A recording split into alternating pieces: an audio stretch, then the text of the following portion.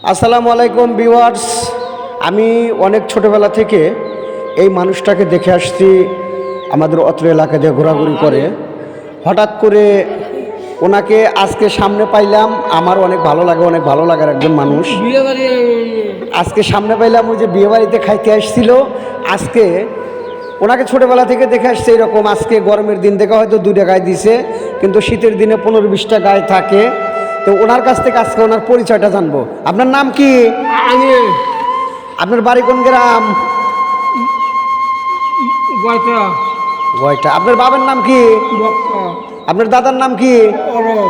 দেখেন, ওনার পরিচয়টা জানলেন।